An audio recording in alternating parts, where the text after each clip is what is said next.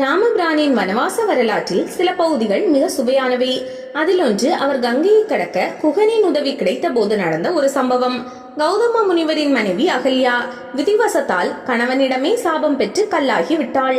விஷ்ணுவின் அவதாரமான ராமரின் பாதம் எப்போது கல்லில் படுகிறதோ அப்போது மீண்டும் சுயவடிவம் பெறுவாள் என்பது சாப விமோசனம். இதன்படி அகல்யாவும் ராமரின் திருவடிப்பட்டு பெண்ணானாள். இந்த சம்பவத்தை நினைவில் வைத்திருந்தான் ஒரு படகோட்டி.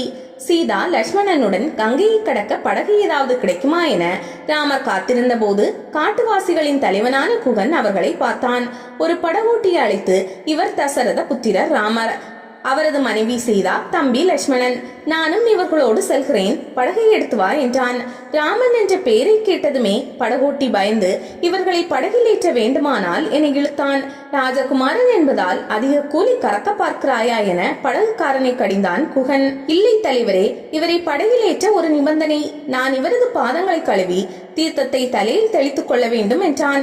அதற்படி முடியும்? ஒருவரை கரையில் நிற்க வைத்து காலை கழுவி கொண்டிருக்க முடியுமா? அவரை அவமானப்படுத்தும் செயல் அல்லவா இது என்றான் குகன். தலைவரே, இவரது பாதம் பட்டு ஒரு கல் பெண்ணாகி விட்டதாமே, அதே போல் என் படகில் உள்ள ஒவ்வொரு கட்டையும் பெண்களாகி விட்டால் என் பிழைப்புக்கு என்ன செய்வேன்? ஏற்கனவே குறைந்த வருமானத்தில் என் சிறிய குடும்பத்தை நடத்தவே சிரமப்படுகிறேன்.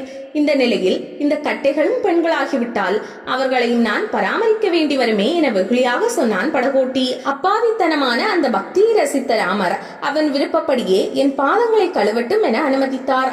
அந்த படகோட்டியும் அவ்வாறே செய்த பின் தான் படகில் ஏற்றினான். ஆனால் அந்த தெய்வ மகனிடம் கூலி பெற மறுத்துவிட்டான். இன்னொரு சம்பவமும் இனிதானது. வால்மீகி முனிவரின் ஆசிரமத்தை அடைந்தார் ராமர். அவரை பார்த்ததில் வால்மீகிக்கு ஏக சந்தோஷம். ராமரிடம் இப்படி ஒரு வாய்ப்பை எனக்கு வழங்கிய கைகேயிக்கு என் சந்தோஷத்தின் ஒரு பகுதியை அளிக்கிறேன் என்றார்.